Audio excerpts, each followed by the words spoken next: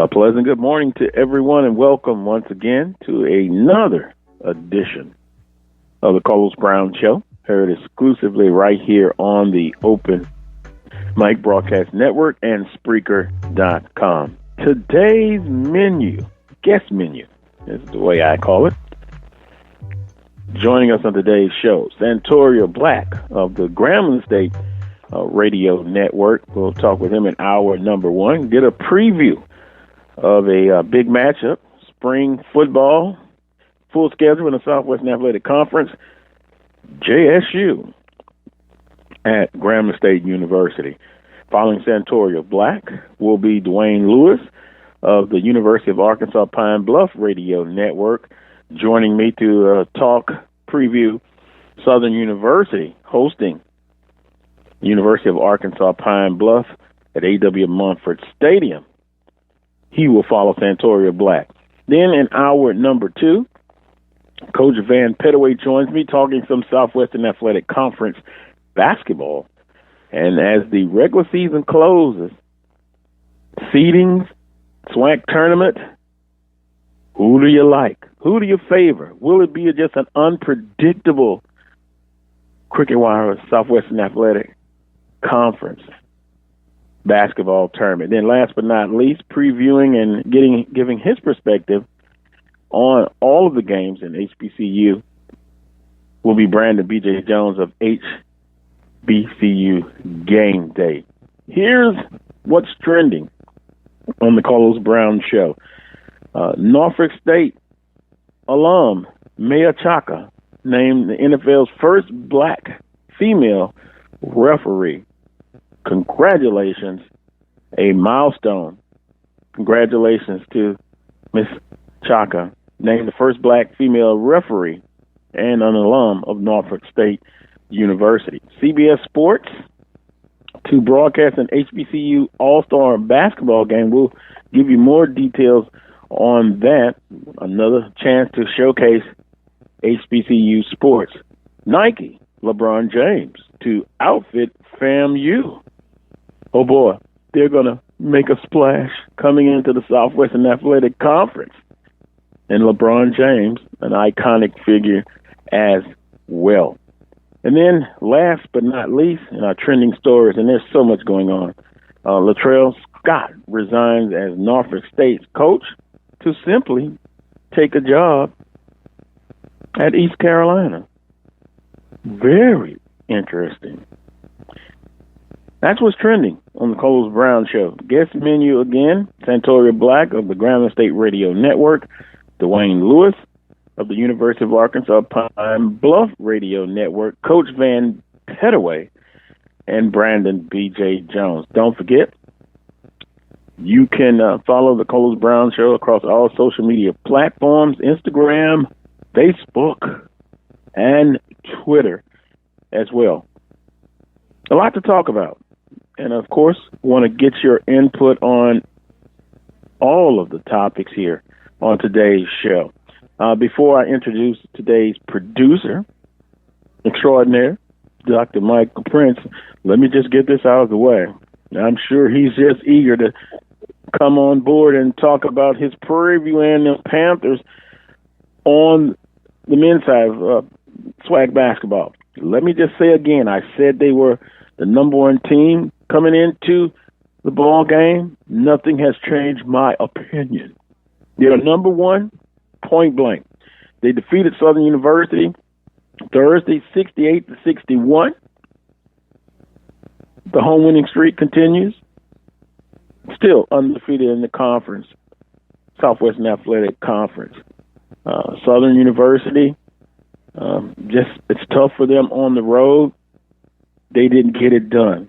Now, some would say the score doesn't indicate how thorough of a victory for Prairie View A&M Panthers. Then on the women's side, at Southern University, wow, all over Prairie View A&M, 70-39.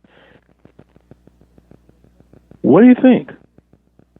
Is Southern that much better than Prairie View A&M on the women's side?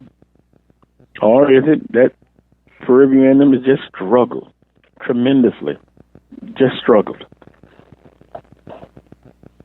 I'm not sure. I won't even say that Coach Pugh is on, her seat is getting warm, but I will just say that it has been a tough year for Prairie View and the women's basketball team. But Dr. Prince confided in me, if they're able to beat Alcorn State today, they're in the playoffs. I mean, the tournament. Excuse me, playoff tournament. All I can say is this. That tournament, I think, will be, you have your clear-cut favorites, and that's on the men's side, Prairie View. Jackson State, kind of been looking at some things, and I'm going to throw something out at you and see if you agree or disagree with Jackson State, but they're undefeated as well. But I think it could be just a toss-up. Unpredictable tournament. It could be. Dr. Prince, good morning to you, sir. I'm sure you're a happy camper in some fashion. Well, good morning, sir, and I do happen to be in a pretty good mood on today. How are you today? I'm doing fine, and I wonder why you're in such a great mood. Well, you know, it's another day that I'm on top of the ground. The ground's not on top of me. I'm on the radio airwave with the distinguished Charles Brown, and my Panthers are on that drive for 35 as they'll tip off against Alcorn later on today. Prairie View will be hosting Texas Southern on the gridiron. Prairie View will be taking on Texas Southern on the baseball diamond. It's just a power-packed weekend for SWAC athletics, man. So I'm in a fantastic mood. I understand. And baseball-wise, Jackson State with a 1-point victory over Alabama State. Yes, getting sir. off to a good start. Southern University over their arch rival, Grambling State, by 1 run. Yes, sir. Prairie View and Texas Southern, how did that go? Well, Prairie View came up short, 3-2, 1 run, walk-off. Oh, a lot of one-run games. Walk-off run for Texas Southern. A little misplay in the field, but they'll get back at it today.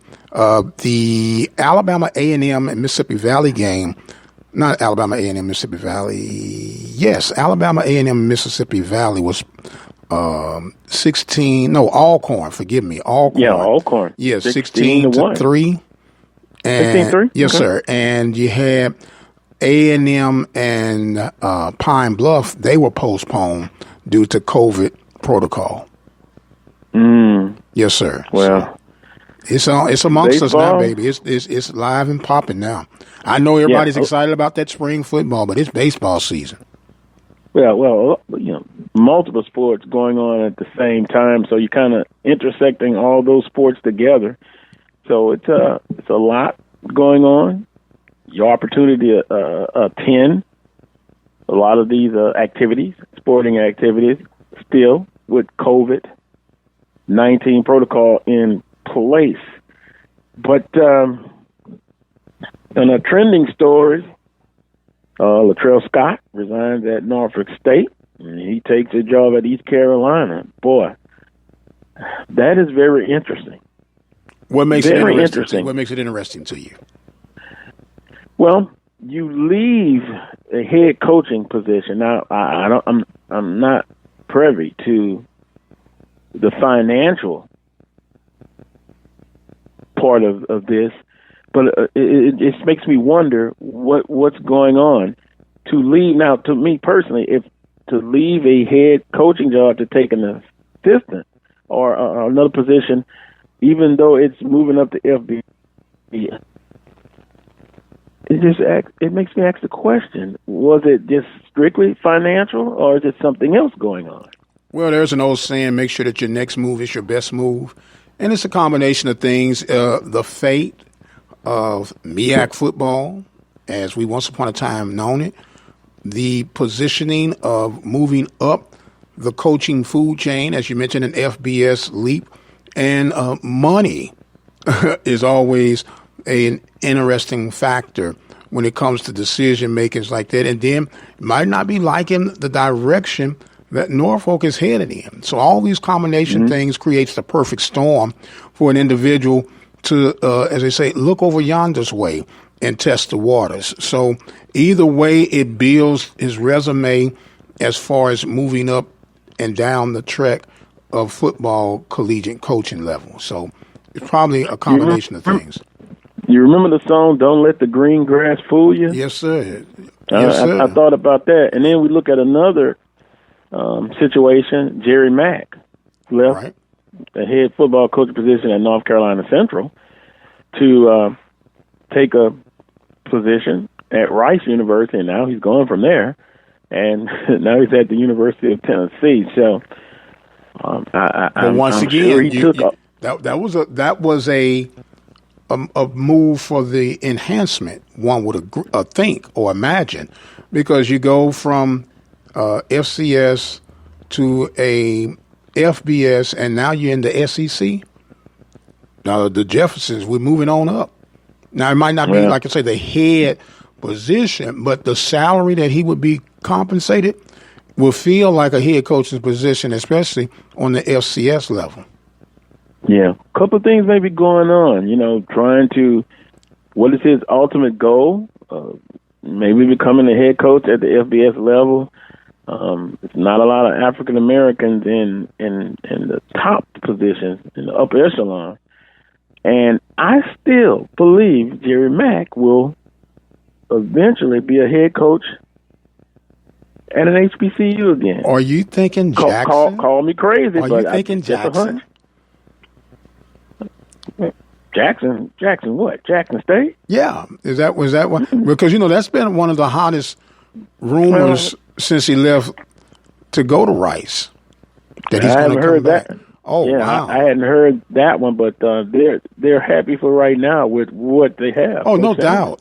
They're extreme. But I'm talking about before Dion was even mentioned in the forecast, there were hopes, visions, and dreams that Jerry Mack will return or at least land in Jackson. Sometimes home is where the heart is, but also sometimes you can't go back to home. You have to branch out somewhere else. Yes, sir. But it will definitely be interesting. So, Prairie View A&M over Southern last Thursday, 68-61 on the men's side. The women just, wow. They put it on Prairie View A&M women's basketball team in 70-39. And you look at this game, it really wasn't close at all. After one period of play, 14-6 Southern, and then they increased that 8-point lead by 12, outscoring Prairie View 25-13 in the second period. Third period, they outscored them again by 11, 20-9, and in the fourth quarter, Steven, 11 points scored apiece by Southern University and Prairie View. We will get more into our basketball conversation with Coach Van Pettaway coming up in hour number 2. But, hey, Dr. Prince, I really believe this tournament could be very, very exciting, and I'm thinking it's going to be some upsets.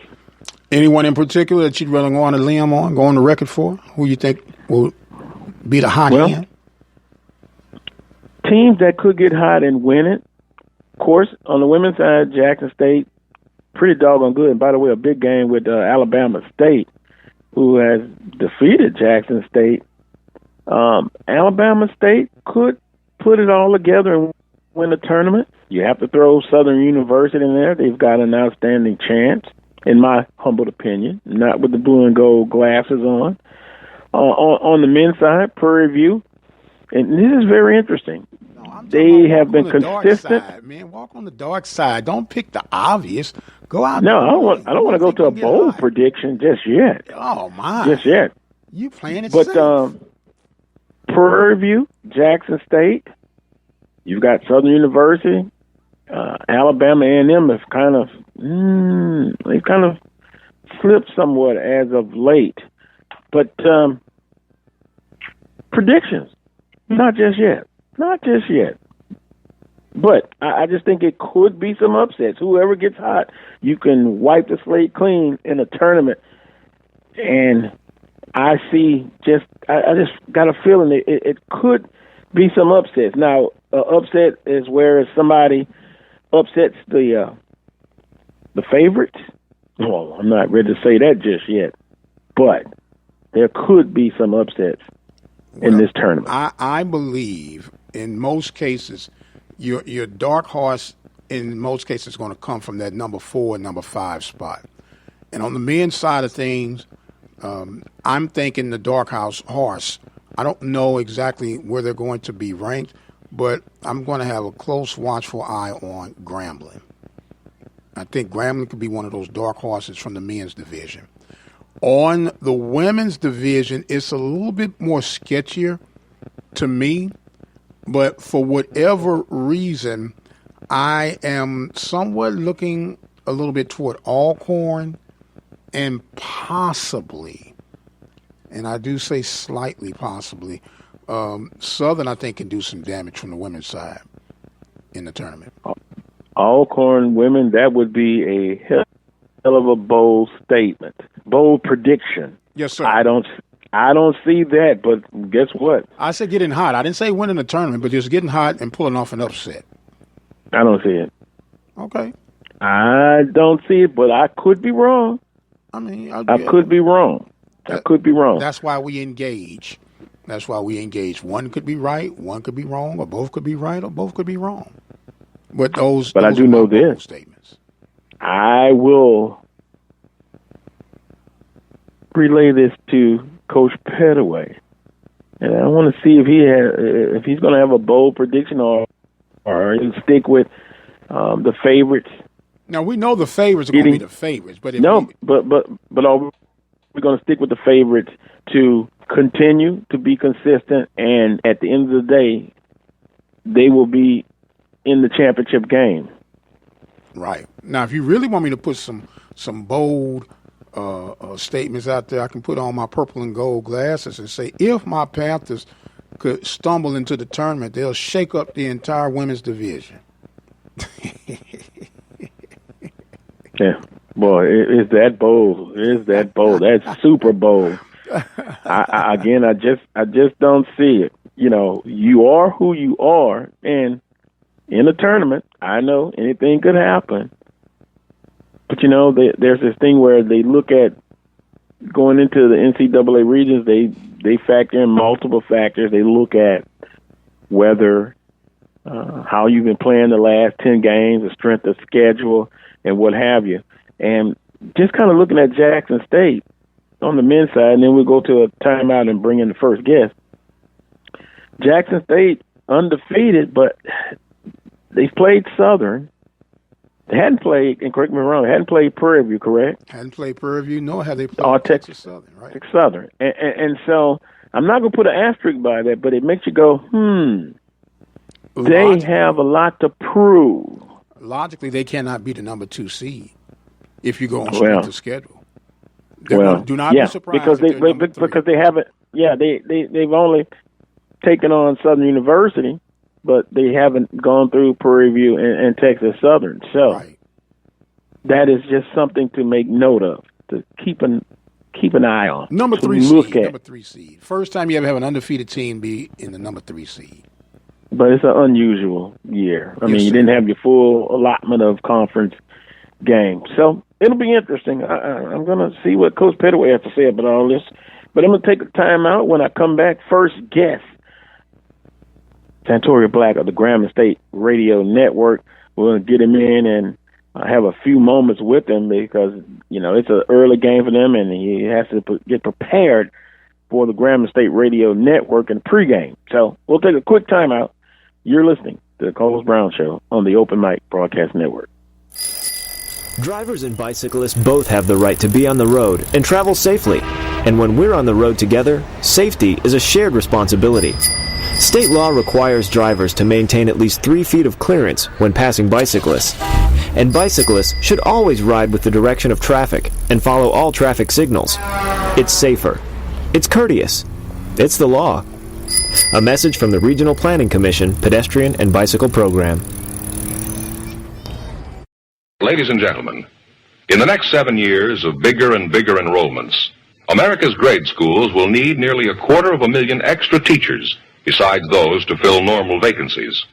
This great need, plus the growing public interest in education and improvements in schools, make elementary school teaching a more rewarding career than ever, a career that high school and college students should certainly consider.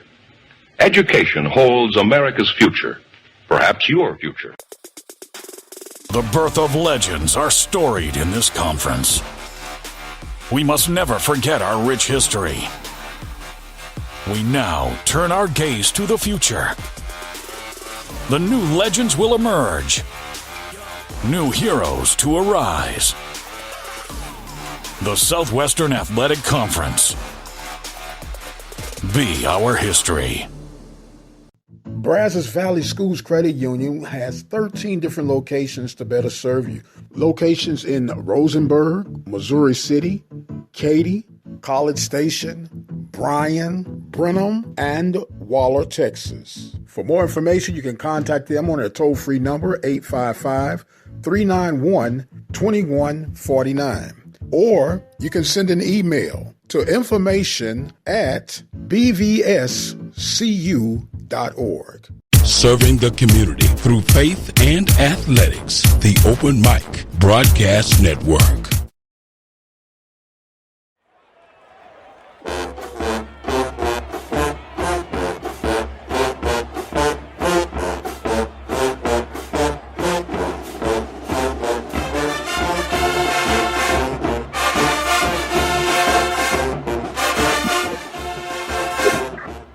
Welcome back to this week's edition of the Carlos Brown Show. Heard exclusively right here on the Open Mic Broadcast Network and Spreaker.com. Yeah, it is spring football, a full schedule, if we can use that term, in the Southwestern Athletic Conference. A big one, probably the game of the week. Grambling State hosting Jackson State University, and to set the scene for us, Santoria Black of the Grambling State Radio Network. Santoria, good morning to you, sir. How you doing? Good morning, salutations. Assalamu alaikum, Mawikwan. How is everybody? I'm fired up. I can also speak for myself. A huge matchup. Grambling State and Jackson State University. First game in over a year for Grambling State University. Santoria, set the scene. Set how Grambling State feels coming into this ballgame, and then we'll get into some other quick commentary. Well, I tell you, it's been over 400 days. I mean, and it's just unbelievable to think that the last game was in the Bayou Classic in 2019. And, these guys are ready to hit somebody else. For Jackson, they've had the ability to play Edward Waters, no matter what the level of opponent. They've had a chance to play somebody else with a different colored jersey on. And for Grambling, they haven't had that opportunity yet. But, look, these guys are ready. They got bumps and bruises like everybody else, training camp, practice. But I think they really, from what Coach Files, when we were talking this week, they really wanted that last week of practice, even though the game in Dallas got postponed. That week that they had a chance to have last week to get ready for this game was big for them. And they were able to install things that they normally do on a normal schedule. So, it's different for everybody. Everybody is getting used to, having a competitive schedule during the spring. But, everybody's ready. Everybody is ready. And that's including Jackson State. Let's just get into this part. Coach Fobbs this week said, we're not playing Deion Sanders, quote, in quote. Do you feel that Coach Fobbs is kind of tired of all of the hoopla and going around Coach Sanders at Jackson State?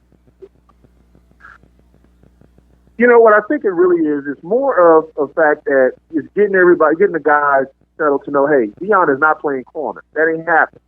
So let's go out there and play Jackson State. Let's play the players that are out there. Look, they've got a very talented coaching staff over there. They're still learning. They're still gelling together. I think they're going to be extremely good. But, you know, at the same time, what we have to think about is that this is one of the advantages that I think that, you know, this team has, is that this coaching staff has been together for a while. And no matter, you know, we've seen this before. When you have new coaching staffs, you have new, you're trying to get acclimated to your system, you know, the learning curve and the process can take a little time. Now, you know, look, Jackson is talented. You know, they've got a lot more coming back. They've got very talented running backs that they're going to be really good. They got Newman, who's a receiver, scat back. I mean, that kid, he can outrun a cold. He is just that fast. But at the same time, they're still learning the new system being put in place, and you don't really have that at Grambling. You know, you've got players who have been down this road before. So, you know, I think it's going to be different for Jackson a little bit, but I think coach is just like, you know, look, Deion ain't playing corner. He's going to step up and pick your ball off. You got to go in here and just play. Don't be, you know, intimidated by the coaching staff. Don't be in awe. Play the game. And I think it is definitely played on the field, visiting with Santoria Black of the Grambling State Radio Network. Spring football still during a pandemic. How did Coach Bobs deal with not only the physical part with COVID protocols, but also the mental perspective? And did he talk about whether it was tougher in this time, or did he try to remain focused with it and get his players focused to just remember it's still football, just with, you know, challenging conditions?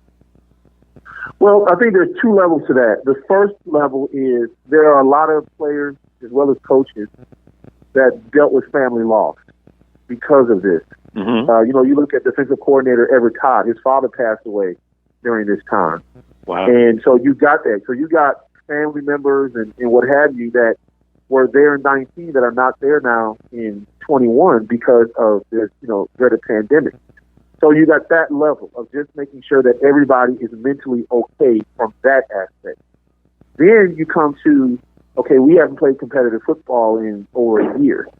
And I think that that's the next thing, is just that, you know, we have to do things differently. We have to make sure that we're wearing our masks, that we're not around a lot of people, that we're doing everything that we need to do in order to play this game. I mean, these guys are tested like 3 times a week.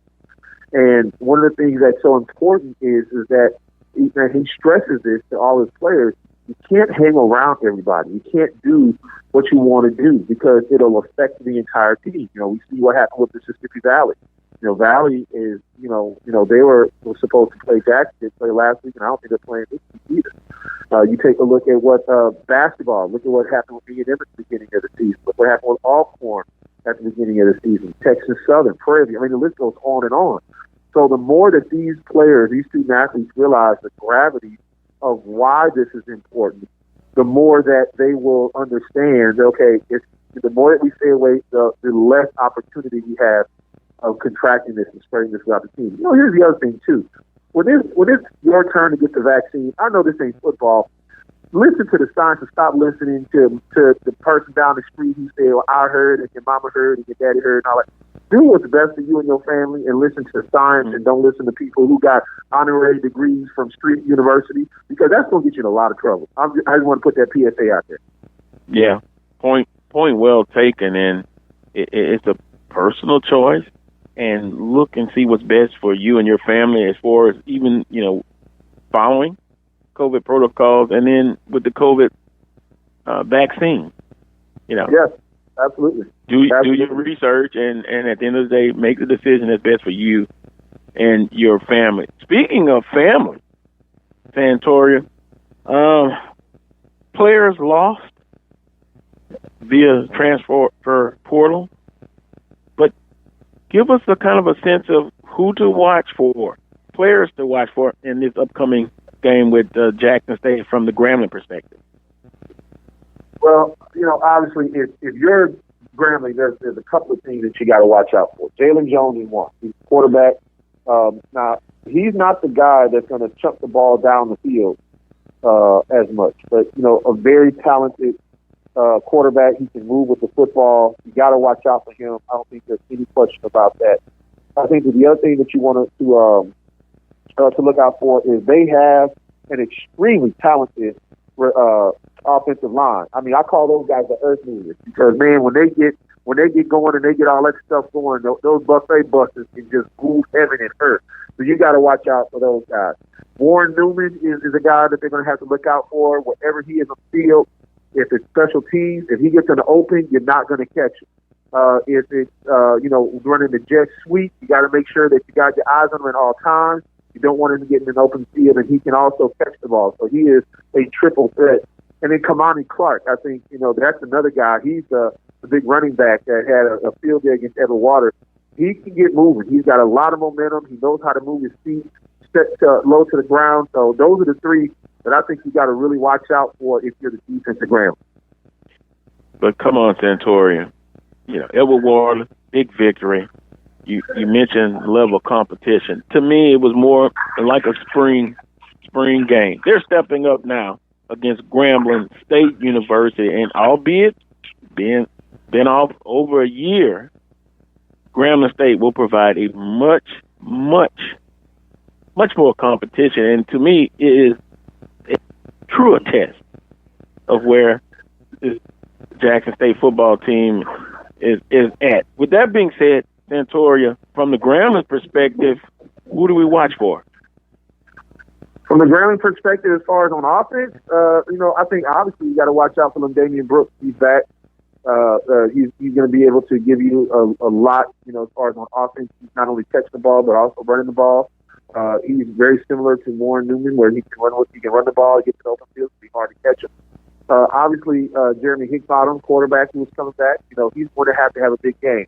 The key here is, and I'm just going to be honest, the biggest key for Grambling is that offensive front, the entire line. They cannot make mistakes, and they have got to give Hickbottom a chance to pass that football. Jackson will throw every single blitz formation that is known to man, heaven, and earth. I saw them try stuff against Edward Waters that I haven't seen teams try in years. With stunting with linebackers, with the stunting with the safety. I mean, they will do a lot of stunting and blitzing on Grambling. So that line has got to be very well disciplined today and make sure that they hold those blocks, because if they don't, guys like Khalil Arrington and all these guys that are in the backfield, man, these guys, Keontae Hampton rather, Khalil Harrington, Javen Adams, Vincent McIntosh, these guys will be in the backfield all night long if they don't watch it. So I think that the one to watch is the offensive line. Because if the offensive line gives Hickbottom a chance to pass the ball, some things can happen. That's the key right there. You got to give him time to pass the ball. That's where you think Hickbottom, and it puts me in kind of the mold in the category. If I look at Jones, I look at Hickbottom, and I look at Skelton, kind of similar. Yeah. But here's my point. Passing-wise, getting better. Do you see that with Hickbottom going into the spring and into the fall? I do. Look, he has really dedicated himself to working on his craft and getting better. You don't see it until, game day. That's the biggest thing. And then once you see him on game day, then you'll be able to tell what's going on. So I don't know. It's gonna be one of those things, man, where he's done well in practice.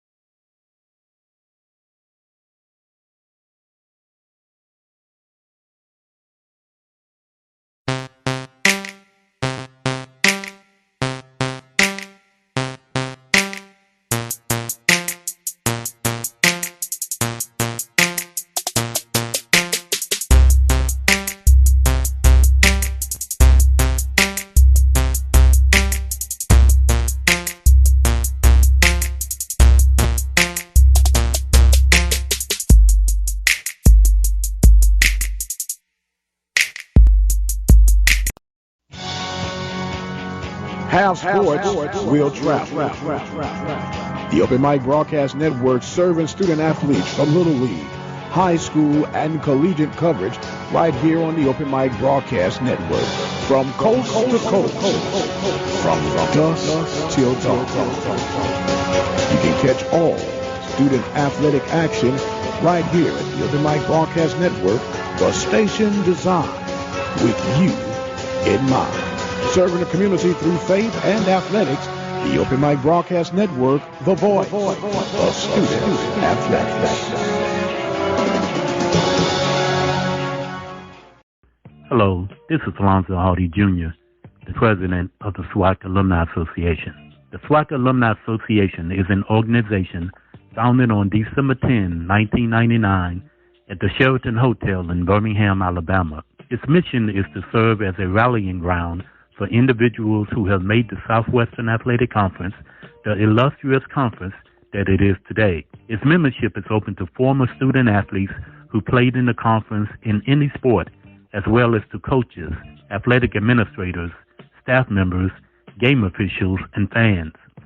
Annually, the association holds a Legends Awards and Roast Banquet or luncheon where it honors individuals with Lifetime Achievement Awards, a Chuck Prophet Wagon Master Award, and occasionally a Distinguished Service Award. Proceeds from that event help to finance degree completion scholarships for student athletes who have exhausted their playing eligibility at SWAC universities, but who may still need an extra semester or two to complete their college studies.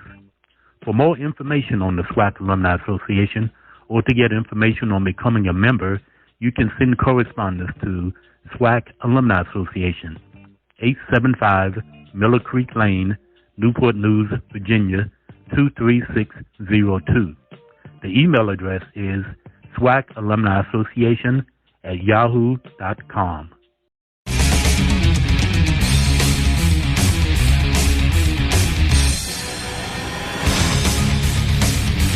Welcome back to this week's edition of the Carlos Brown Show here on the Open Mic Broadcast Network. Well, we're going to have to end the interview with Santoria Black. I guess a technical glitch, and I do apologize for that. And some of you are saying, wow, it's just getting good with Santoria Black. And basically, I had one more point to cover with him, and he kind of sort of was going into it. His keys to victory for Grambling State University. Next guest coming up shortly, about 5-6 minutes, Dwayne Lewis of the University of Arkansas Pine Bluff Radio Network. We will get his perspective, a preview of UAPV, and a big matchup with Southern University. And I think all the matchups are pretty good today in the Southwestern Athletic Conference. You got Texas Southern and Prairie View, arch rival. They're arch rivals, a rivalry game coming up. And look, all of these games are on ESPN 3. So with that being said, you'll have an opportunity to view the game from ESPN 3. And of course, if you're a radio guy, you'll tune into the radio broadcast. So Grambling State and Jackson State University, 12 noon, if I'm not mistaken, on ESPN 3. Who do you like in this ball game? I actually have been getting some predictions on some of the games. And also there's a South Carolina State hosting Alabama A&M. We talked about Southern and UAPV. Grambling State and Jackson State, Texas Southern, and Prairie View. Big matchups. Let me go back to basketball quickly. We did have a comment from Jack, basketball guru, and he was referring to something we were talking about on the show earlier. He actually agrees with Dr. Prince. I agree on the men's side. The dark horse is Grambling State. On the women's side, there is no dark horse. The top 4 teams are so dominant, that will be your final 4. All predictions here.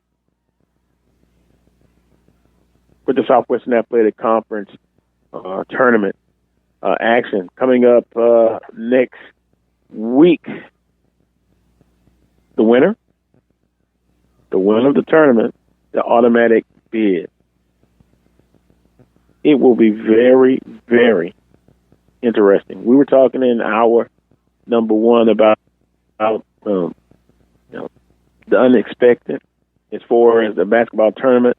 Will the dominant teams so far, will they be in the finals? Will there be some upsets? We kind of think it will be. But I'm just not ready to say one of the dark horse teams will win it all. There's always that possibility. It really is. A lot of factors involved. Of course, COVID-19, you hope that you're in that setting that won't rear its head again as far as teams in the tournament. So we're going to think positive. We really are going to think positive. Under our trending stories, Nike, LeBron James to outfit FAMU. Now, if you know, I always talk about the very flamboyant colors of FAMU, orange and green. Something about me, but hey, if you're a FAMU alum, you love the orange and green. So a great partnership with Nike and LeBron James to outfit FAMU, and I wonder if the fashion pedigree will come out with the things they're able to do with FAMU and those very bright colors, and they are bright. They are bright. So that's a big thing. That's a big thing, and FAMU's administration and athletic department is to be commended for doing what they can to get the brand out even more. It's 10:42 Central Standard Time. So with that being said, I'll take a quick time out. When I come back, I'll visit with Dwayne Lewis of the University of Arkansas Pine Bluff Radio Network. They're in town, their first game of the spring season. We'll see how the traveling and the trip, they made it safely, how was that, an outlook on University of Arkansas Pine Bluff. And there are some out there who believe that University of Arkansas Pine Bluff, they have an excellent opportunity to come into A.W. Mumford Stadium, UAPB, offensively. And we can look at the 2019 statistics. They were a very balanced offensive ball club, and they bring back a lot of weapons. As we get into the interview, and when we do these type of interviews, we're going to always have to make a note of not playing in over a year. It will have an effect. It really will. So how quickly the time and the chemistry, bringing back a lot of starters on offense and bringing back a lot of starters who've been through the wars, how much of an advantage is that? So we'll visit with Dwayne Lewis next of the University of Arkansas Pine Bluff Radio Network. Take a time out. Be right back. Have sports, we'll travel. The Open Mic Broadcast Network serving student athletes from Little League, high school, and collegiate coverage right here on the Open Mic Broadcast Network. From coast to coast, from dusk till dawn. You can catch all student athletic action right here at the Open Mic Broadcast Network, the station designed with you in mind. Serving the community through faith and athletics, the Open Mic Broadcast Network, the voice of student athletics. Hello, this is Alonzo Hardy Jr., the president of the SWAC Alumni Association. The SWAC Alumni Association is an organization founded on December 10, 1999, at the Sheraton Hotel in Birmingham, Alabama. Its mission is to serve as a rallying ground for individuals who have made the Southwestern Athletic Conference, the illustrious conference that it is today. Its membership is open to former student athletes who played in the conference in any sport, as well as to coaches, athletic administrators, staff members, game officials, and fans. Annually, the association holds a Legends Awards and roast banquet or luncheon where it honors individuals with Lifetime Achievement Awards, a Chuck Prophet Wagon Master Award, and occasionally a Distinguished Service Award. Proceeds from that event help to finance degree completion scholarships for student athletes who have exhausted their playing eligibility at SWAC universities, but who may still need an extra semester or two to complete their college studies. For more information on the SWAC Alumni Association or to get information on becoming a member, you can send correspondence to SWAC Alumni Association, 875 Miller Creek Lane, Newport News, Virginia, 23602. The email address is swacaluminassociation@yahoo.com.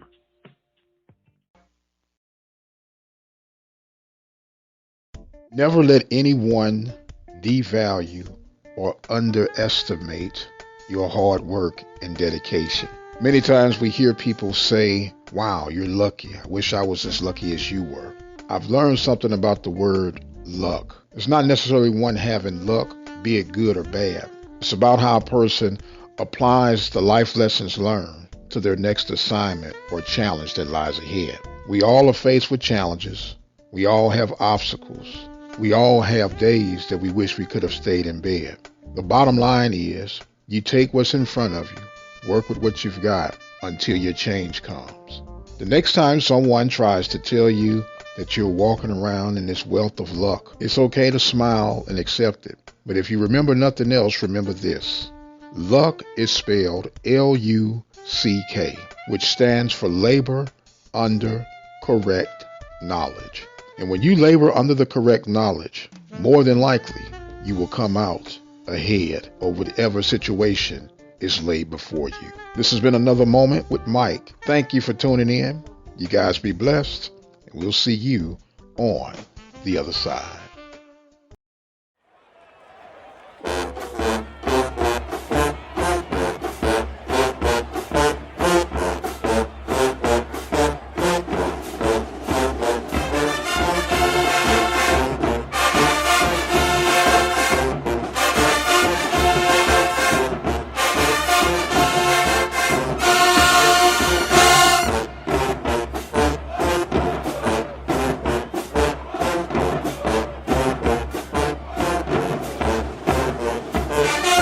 Welcome back to this week's edition of the Carlos Brown Show, heard exclusively right here on the Open Mic Broadcast Network. Next guest in the guest menu, Dwayne Lewis of the University of Arkansas Pine Bluff Radio Network, graciously giving us a few minutes of a busy Saturday. Dwayne, good morning to you, sir. Good morning, sir. Good morning. Feels good to be back in your native state, huh? Actually, I'm on my way. Okay. Schedule adjustment. We had basketball last night at Mississippi Valley. So I'm heading into Mumford right now. I'm somewhere between Natchez and Woodville, heading down 61, heading into Mumford right now for football. Well, brother, you safe travels coming through. The weather should be pretty good, and we'll say it will feel good to be back in your native state of Louisiana very shortly. How about that? Absolutely. Always good to be in the great state of Louisiana. Oh, yeah, man. On the road again, speaking with Dwayne Lewis of the University of Arkansas Pine Bluff Radio Network. A big game this afternoon, starting about 1:30-ish. UAPB and Southern University. The perspective, the outlook for University of Arkansas Pine Bluff, Dwayne, first game in over a year. It's been a long, strange trip to get to game day. With coaching change last February, with Cedric Thomas, who laid a great foundation and coaching for us, moving on to Southern Miss. Todd Gamble, elevated to head coach, has been on the staff the previous 2 years, very familiar with all the personnel that we have, former assistant head coach, quarterbacks coach, knows the personnel real well. Obviously, COVID hits, everything shifts to the spring, and instantly enough, the snow that came through Texas into Arkansas shut us down for about a week in mid-February. So we had some players in the hotel in Little Rock due to dorm situation on campus, where some players still down in Pine Bluff, able to get a couple of days into practice. We probably benefited from not playing last week against Texas Southern, as we had some water pressure issues on campus and in the city, allowed us to kind of get our legs back, get back into a practice routine. Everything worked out to get us to day today. A lot of excitement, a lot of anticipation, and Santoria said earlier, from a Grambling perspective, ready to see another colored jersey on the other sideline. Yeah, I can understand that. Dwayne Doc Gamble, third season on the staff, as you mentioned, now first as a head coach. What does he want to accomplish, and what does he bring to this UAPB football program? He's a continuation of the culture where the challenge now is looking to establish the expectation to win. And certainly 6-5 for us was the first winning season for Golden Lion football since 2012. So we broke through at 6-5, but now is competing for championships year in and year out, where that becomes the expectation and not the hope. So looking to build on the culture by Coach Cedric Thomas into the 2021 spring season and beyond, where winning is expected and not just hoped for. Dwayne, this University of Arkansas Pine Bluff team brings back a wealth of weapons, especially offensively. Players to watch for University of Arkansas Pine Bluff with the offense explosive and, to me, was very balanced in 2019.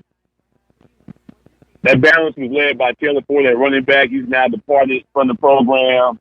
Arguably, UAPB football has the best core of wide receivers in FCS football. Our top 5 receivers returned from last year with a Harry Ballard in his second year in the program, a Missouri transfer, Josh Wilkes, DeJuan Miller. DeJuan was rookie freshman of the year 2 seasons ago in the conference.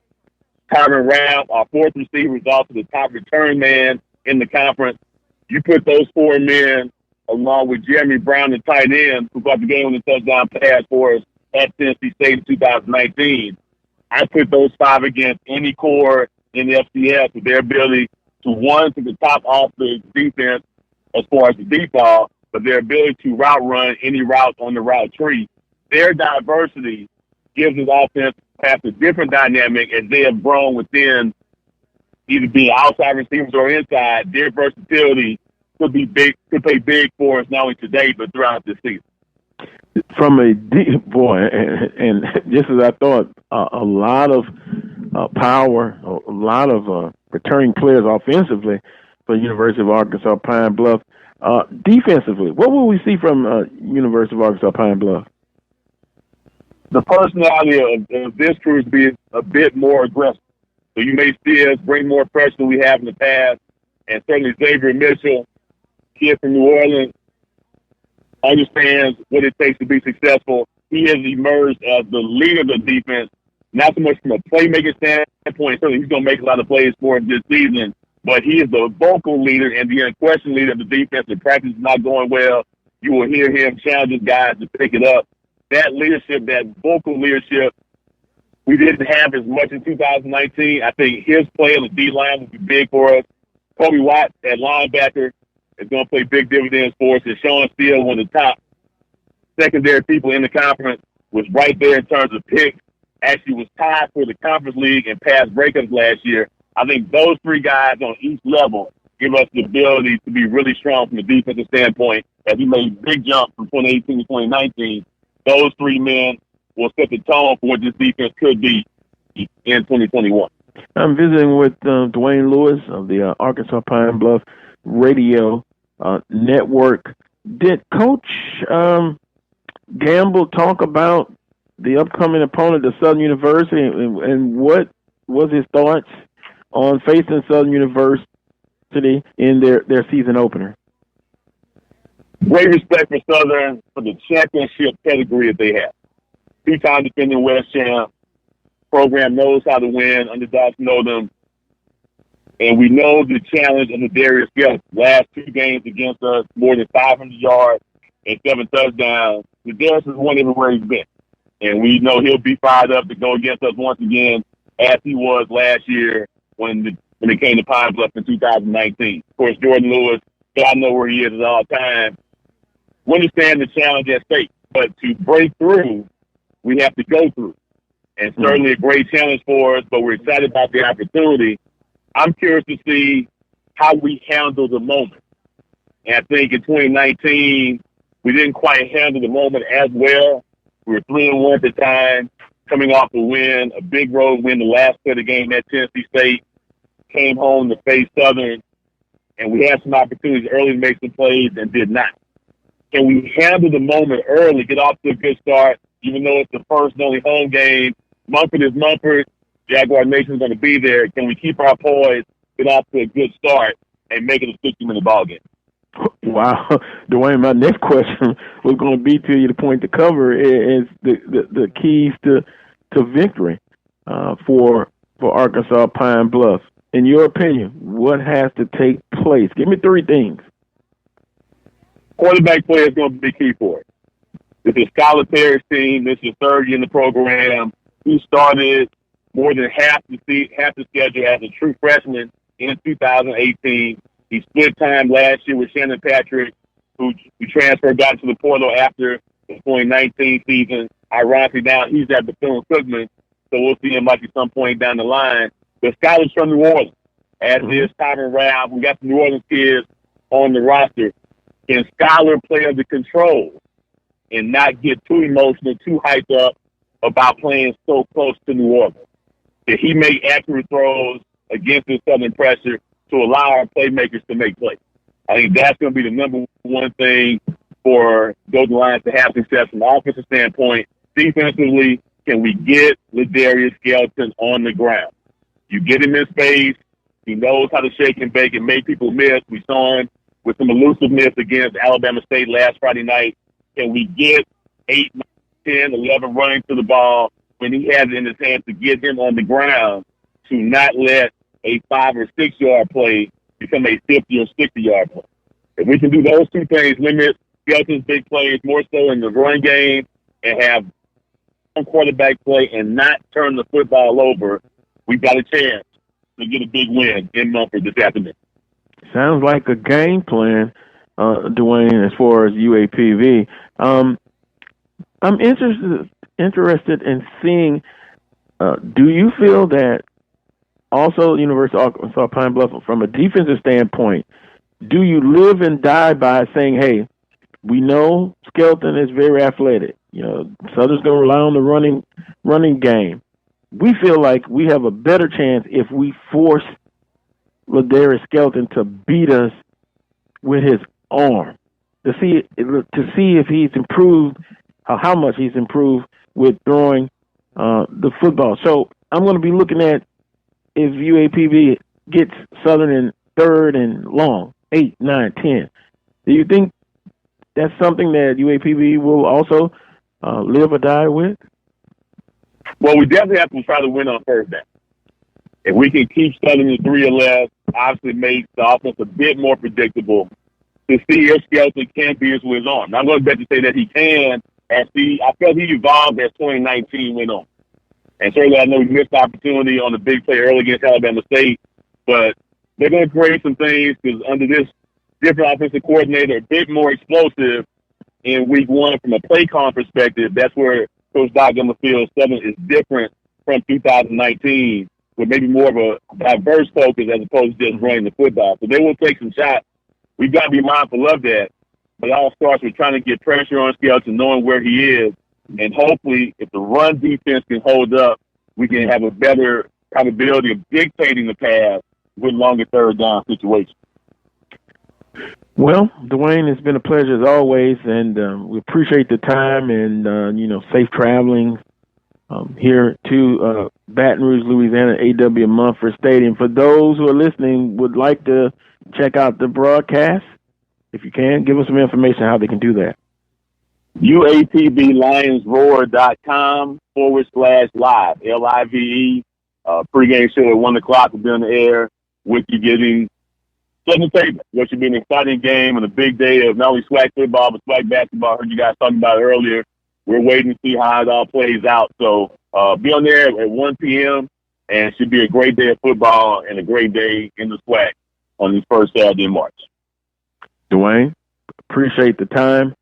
Have a great broadcast and safe travels to Baton Rouge, Louisiana. We'll talk again soon. Thank you, sir. Look forward to it. Thanks as always. All right. Dwayne Lewis of the University of Arkansas Pine Bluff Radio Network here on the Carlos Brown Show. I have 11 o'clock Central Standard Time. That's it for hour number one. I want to thank Dwayne Lewis of the University of Arkansas Pine Bluff Radio Network and also Santoria Black. We were almost finished with that interview, but hey, sometimes you have to make adjustments. Things happen. So first two guests are down. When I come back after this top of the hour timeout, this is with Coach Van Pettaway, the Carlos Brown Show's basketball analyst. He'll join me next. You're listening to the Carlos Brown Show on the Open Mic Broadcast Network.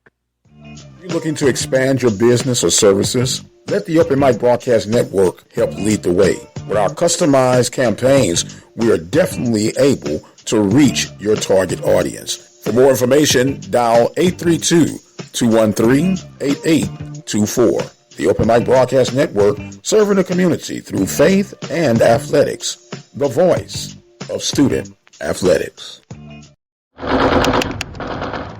Chris, can you put the video game controller down for a second? I can talk and play. Oh, I'm totally annihilating this punk kid in Nebraska. I just feel like you're not acting like a grown-up in our relationship. Him too. Well, you still ride your skateboard to work. There's the comic book collection, the race car bed. Look, I'm young at heart, but I put money into my 401k every paycheck. I picked up a few savings tips at feedthepig.org. I have control over my financial life now, and that feels pretty grown up. Put away a few bucks, feel like $1 million. Putting some money from every paycheck into a savings account or contributing to your 401k can make a big difference later. For free ideas and easy tips on ways to save, go to feedthepig.org. That's feedthepig.org. So, I bet I look like a grown-up to you now. Well, except for the footy pajamas, I'd have to agree. This message brought to you by the American Institute of Certified Public Accountants and the Ad Council. Broadcasters come into our lives on radio and TV, bringing us information and entertainment. Broadcasters are there for us, but who is there for them when they fall on hard times? The Broadcasters Foundation of America provides financial assistance to broadcasters in acute need due to a critical illness, accident, or other serious misfortune. If you know of a broadcaster on the air or behind the scenes who may need our help, please share our message. Visit broadcastersfoundation.org.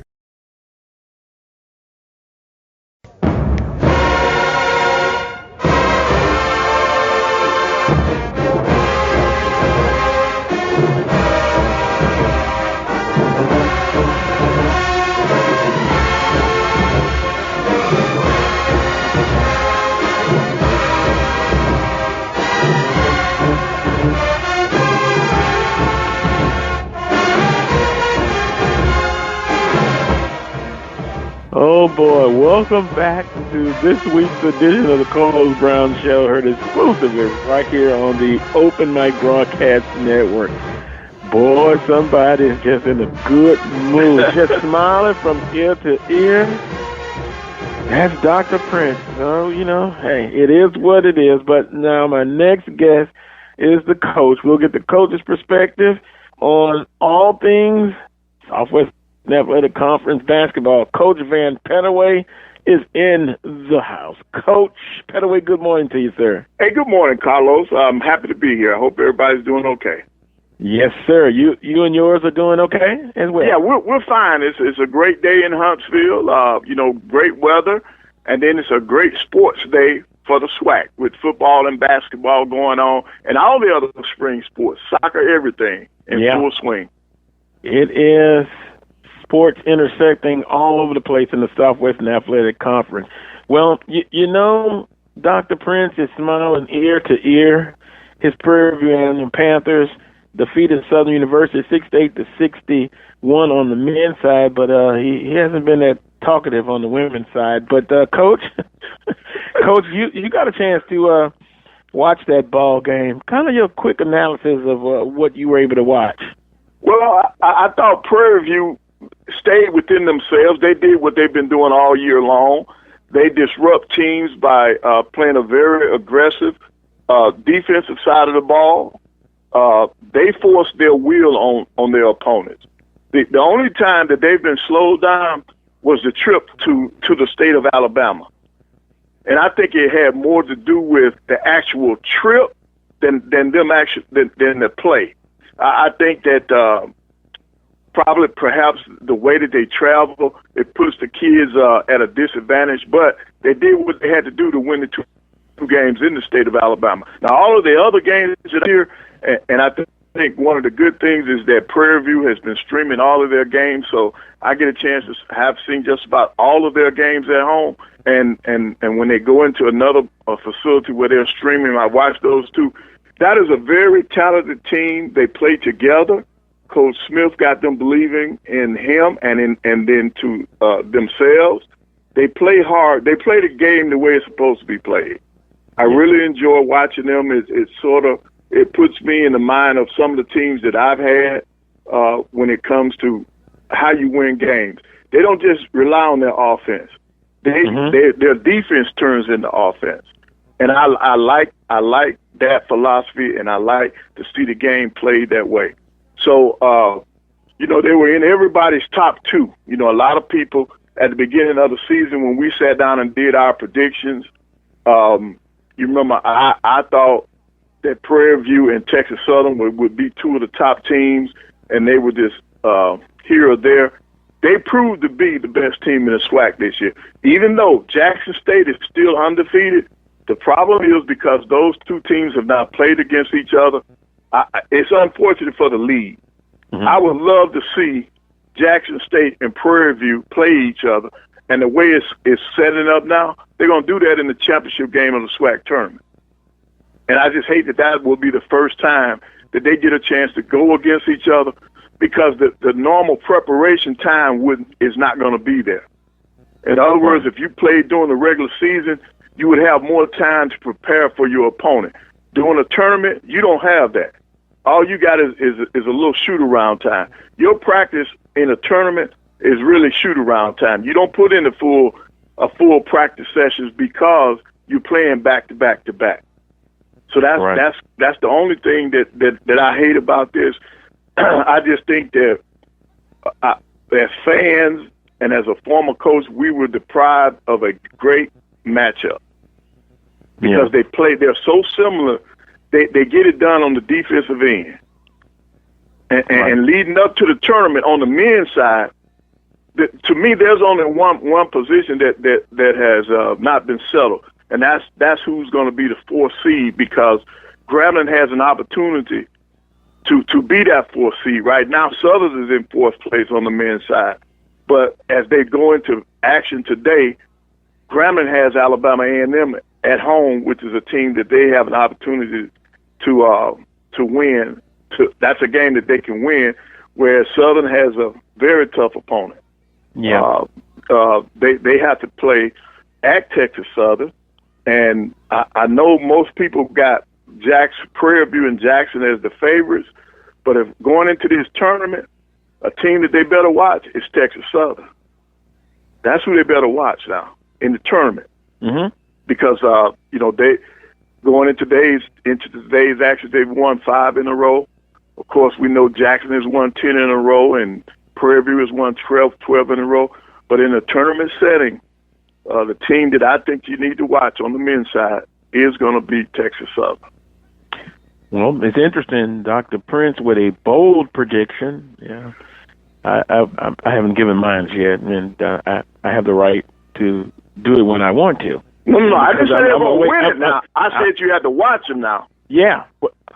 Well, no, he said, his bold prediction, and I'll probably have one before the end of the show. But I want to move back. We had a text message and about Southern University, and you mentioned that Shivers, right?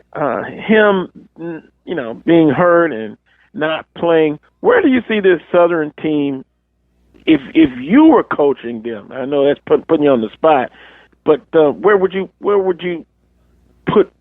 What would be your influence on this Southern men's basketball team? Well, I would try to get more baskets on the defensive end by try to create a little more havoc. But don't misunderstand this. I think they're hurting because Shivers is not playing. If he were on the team, if he were on the floor, if he was still healthy, I think Southern would be in a better position. They really need him. The intangibles that young man brings to this team, they can't be made up. And I think that's what we're seeing now. Well, that's what, as a coach, that's right. What I'm seeing now.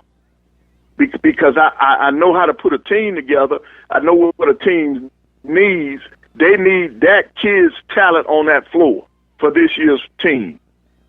So I think injuries has really robbed Southern of a better season. And right. That's a coach's opinion, a coach's observation.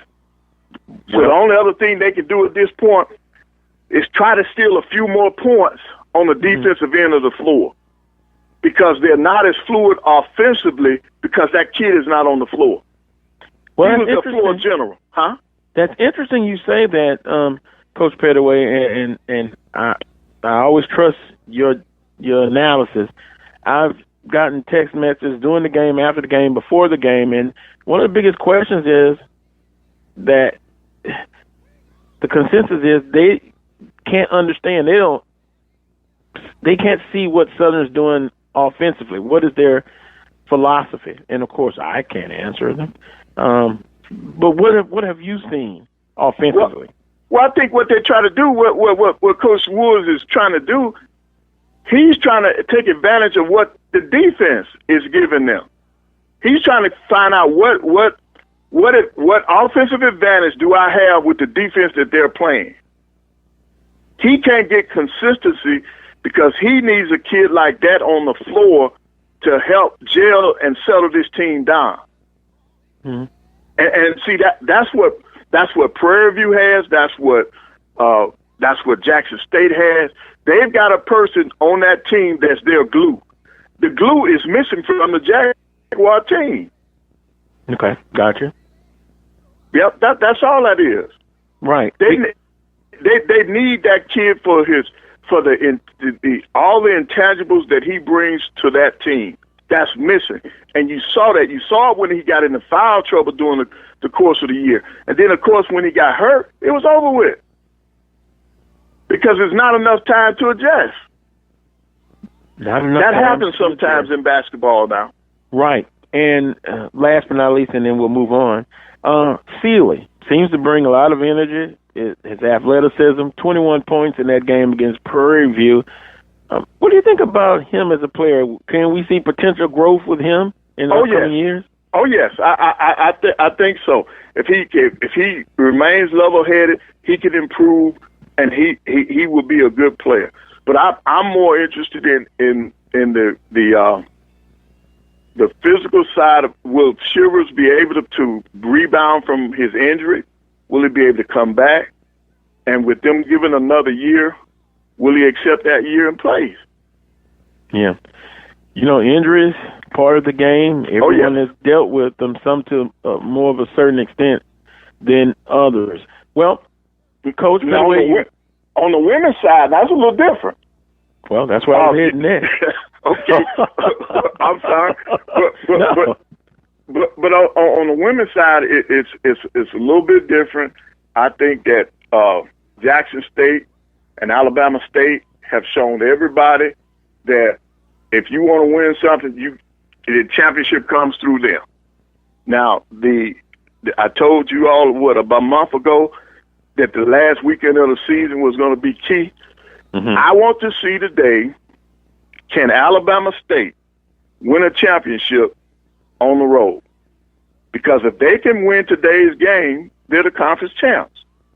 And if they can go on the road and beat Jackson State, they are my favorites to win the tournament. Because that's not a bold prediction, right? That's just a prediction. Right. Because you look at it, the only team to beat Jackson State this year is Alabama State. And if they can go into Jackson, Mississippi and come out of there with a win, it's a wrap, in my opinion, because psychologically they've got them. They'll have them. And that's the game of the week on the women's side. Yes, it is. Yeah, it is the game of the week. And the only other thing is, can Prairie View's women win a basketball game to get into the tournament? They need a win to get in. Right. And they're playing a very tough opponent today. Alcorn State women's basketball team, and to me, Alcorn State women have, they struggle toward the end. I'm just not ready to say Prairie View will defeat Alcorn State at home. At home. I'm torn between that game. Well, it was a close game now back in January now. What was it, 55-48? Yeah, but I'm just not confident that Prairie View can get it done today. Tell me why I shouldn't feel that way. Well, I just feel that since Prairie View is playing at home, this is their last gasp for those young ladies. I think they're going to reach down inside and say, hey, I know the coaching staff has told them, you need a win to get in. We're at home. Let's protect our home court. Let's play. I think that's an advantage for Prairie View. And I think Coach Pugh will have those ladies ready to play. If they want to extend it, let me just say this. If their mindset is right, if they want to go to the tournament, they'll put it together to win this game. But now if they're already thinking about spring break, it's a wrap. If those kids are already thinking about spring break, it's a wrap. It's over with. My bold prediction is Prairie View will do whatever it takes, and they'll squeak out a win. And notice I said squeak. Squeaked out a win. That's my bold prediction for today. Well, I go with that too because they're playing at home. I think they got an opportunity to win one game to get in the tournament because the other positions are not going to change. 1 through 4 on the women's side, they're not going to change. Mm-hmm. Coach Pettaway, Alabama A&M. We could probably give them lady the award with 7 players basically, and then Southern University. Out of those two teams, you look at Southern's women's basketball team. Alabama State 2 conference losses have been to Southern University. Jackson State has handled Southern. Alabama A&M has done well against Southern University. What are the chances you think of Alabama A&M and Southern University women's basketball team? Close, but yet so far? For Alabama A&M women, I really love the way this team competes. But I think their lack of depth would not allow them to win a tournament because you're playing 3 days in a row. That's not going to help them with a limited bench. Southern, Jackson State, Alabama State, they both have benches. They play 9 to 10 people. That is what a tournament is set up for, teams that have benches. And then when you look at it, the winning streaks with Jackson State 12 in a row, with Bama State 4 in a row, Southern 2 in a row, they've got momentum going into the tournament. Alabama A&M has to win a game, and they got to do it today just to get back on the winning side. So I think their lack of depth will keep them from winning the tournament. Now for Southern's got everything that they need. They just need to remain hot going into this tournament, and they're going to end up in 3rd place. So that means that they'll be on the same bracket with Jackson State, so they can look forward to having another game against Jackson State. So that's what they got to be prepared for. Finishing the season strong, knowing that after they get that first round matchup, that Jackson State will be waiting for them. Well, it is going to be a tournament. I believe it's going to be exciting. Some predictions maybe in the first round of the tournament. We shall see, Coach Pettaway. You've been in this position many times as a coach. Now the regular season They're now getting ready for the tournament. What are some important things that teams must remember as they prepare for this tournament after the regular season? First of all, you've got to get rest. You got to put the season, once you finish that last game, regular season game, you got to put the season behind you. You got to focus on what's in front of you, and you got to go one game at a time. We got to talk about, man, we need 3 wins to reach our goal. We have to take it one game at a time. We got to get the first one. If we don't get the first one, it's over with. So you concentrate on that. I always preach staying safe to my kids. In other words, I would ask my team after that last game, hey, fellas, let's sacrifice for 1 week. Let's all of us do what we need to do to make sure that we're at our peak in terms of our bodies. We don't need, for college kids, we don't need the frat parties. We don't need the party. We don't need the student life. We need to concentrate for 1 week. In fact, for us, for A&M, we would have a couple of days of lock-in, and this is done by my players. They would lock themselves in on their own. I didn't have to do it. They would do it because that's just how focused they wanted to be, and that was their way of showing unity, that we all in this together. And so, and when you come to practice, you got to get practice. The few practice days that you got left before that tournament, you got to get something out of each and every one of those practices.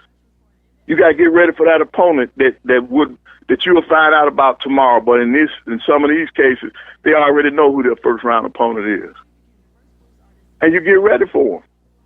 And you try to prepare. You work as hard as you can. Injuring anybody. If you got somebody hurt, you rest them to try to get them ready for the tournament. And those are the things that we start looking for as a coach. That's what I did. Yeah. And, the cliche goes something like this. You wipe the slate clean. Oh, yeah. The mindset coming into the tournament, regular season is behind you. It's past. And as you stated, the team that can get hot and for that period of time, they have an outstanding chance to win it all. So people are texting me and saying that they think that the favorites will be the teams that have been consistent all year. Prairie View, Jackson State, Texas Southern on the men's side. Southern has been consistently inconsistent. And then on the women's side, Jackson State and Alabama State as far as on the women's side. But we've seen stranger things happen in non-COVID time in the tournament, Coach. Right, but I think you'll take a team like Jackson State. I don't think they're going to overlook their first-round opponent. Yeah. I just think that their mindset, the way they played all year, they know that they're going to win whoever they play because they know that opponent will not be Alabama State, which is the only team that had their number this year. Mm-hmm. So I think they'll be focused. The only thing that can hurt Jackson State, if they mess around and lose this game today against Alabama State, then those kids' minds going to be all over the place.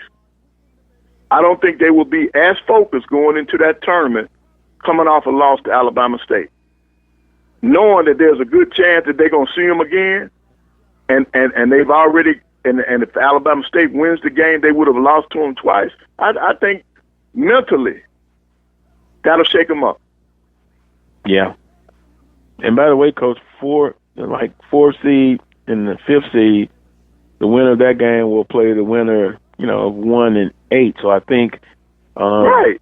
So Southern could actually see, let's say if Jackson State's the number 1 seed, Alabama State the number 2 seed, let's say Southern's the 3rd seed, Southern and Alabama State, and then you look at a thing, well, hey, Southern's defeated Alabama State twice this year, feeling confident meeting them again. But now if you turn it, twist it the other way, the mental focus of Alabama State is, look, we think we are a better team.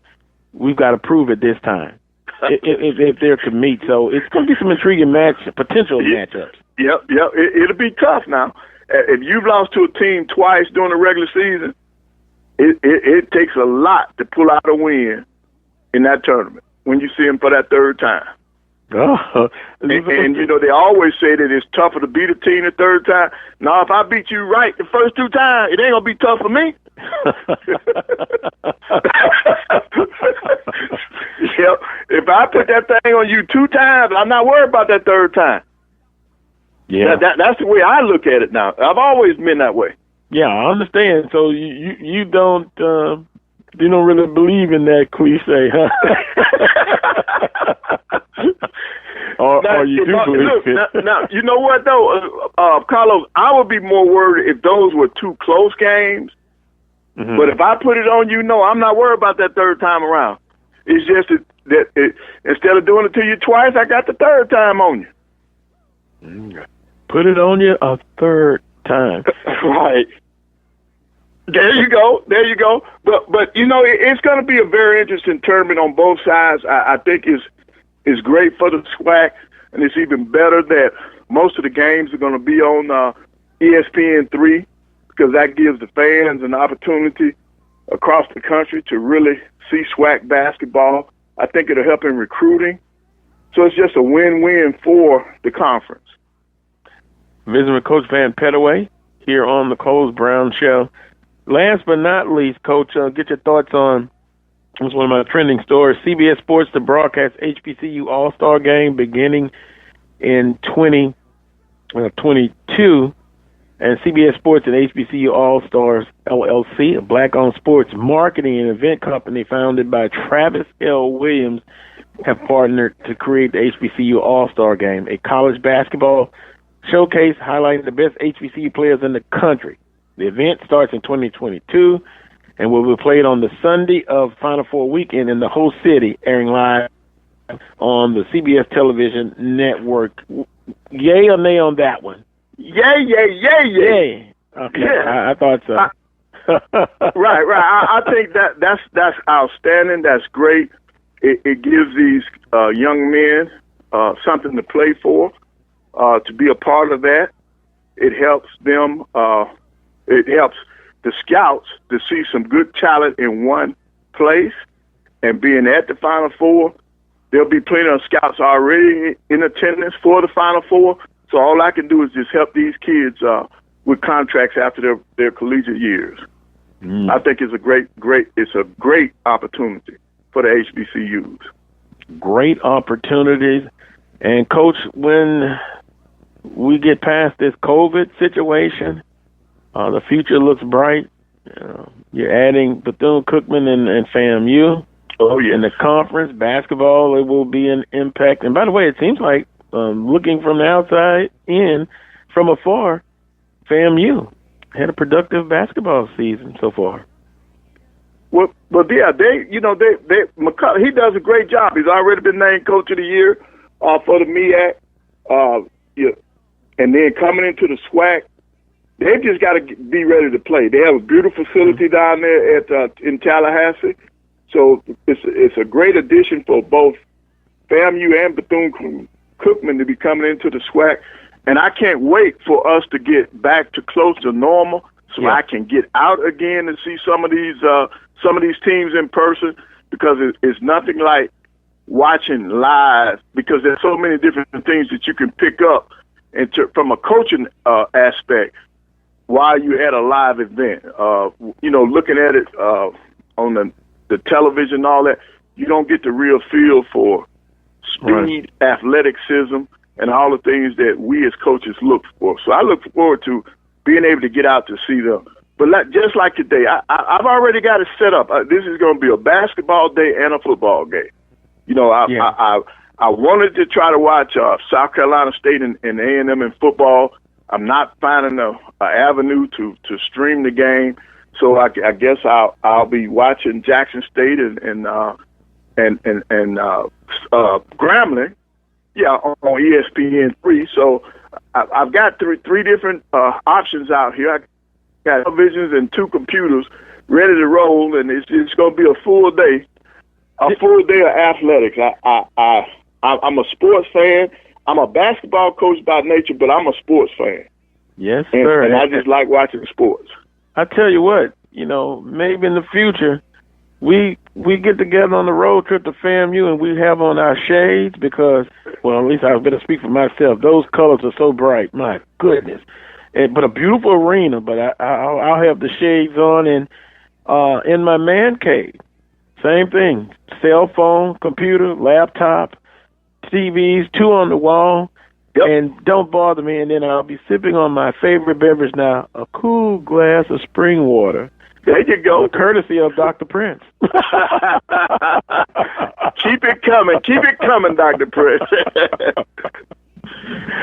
Yeah. You almost made it through the segment without picking on me, didn't you?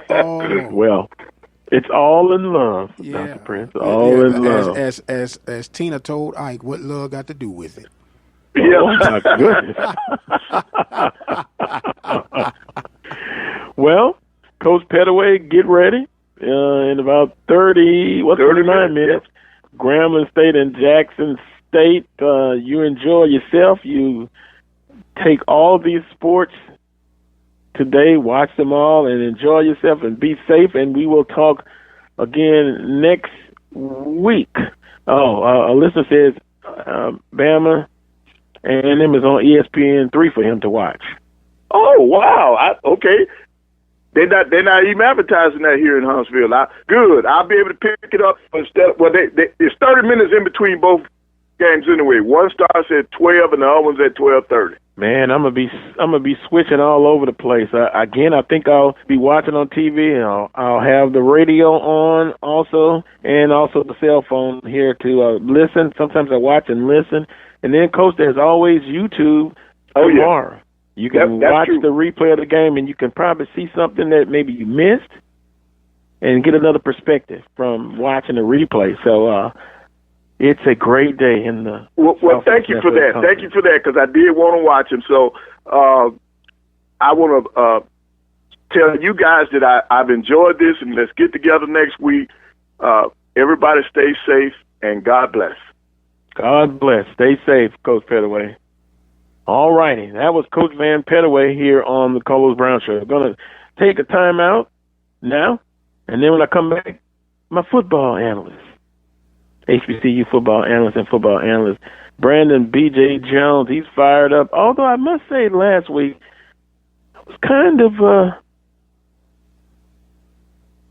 sad.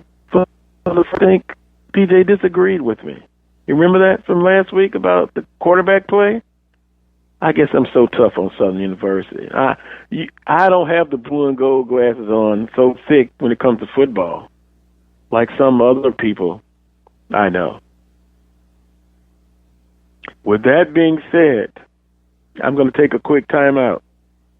Brandon B.J. Jones is up next to the Carlos Brown Show on the Open Mic Broadcast Network. Drivers and bicyclists both have the right to be on the road and travel safely. And when we're on the road together, safety is a shared responsibility. State law requires drivers to maintain at least 3 feet of clearance when passing bicyclists. And bicyclists should always ride with the direction of traffic and follow all traffic signals. It's safer. It's courteous. It's the law. A message from the Regional Planning Commission Pedestrian and Bicycle Program.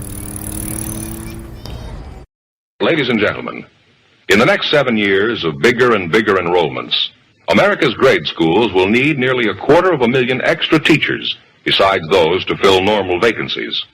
This great need, plus the growing public interest in education and improvements in schools, make elementary school teaching a more rewarding career than ever, a career that high school and college students should certainly consider. Education holds America's future, perhaps your future. The birth of legends are storied in this conference. We must never forget our rich history. We now turn our gaze to the future. The new legends will emerge. New heroes to arise. The Southwestern Athletic Conference. Be our history. Brazos Valley Schools Credit Union has 13 different locations to better serve you. Locations in Rosenberg, Missouri City, Katy, College Station, Bryan, Brenham, and Waller, Texas. For more information, you can contact them on their toll-free number, 855-391-2149. Or you can send an email to information@bvscu.org. Serving the community through faith and athletics. The Open Mic Broadcast Network.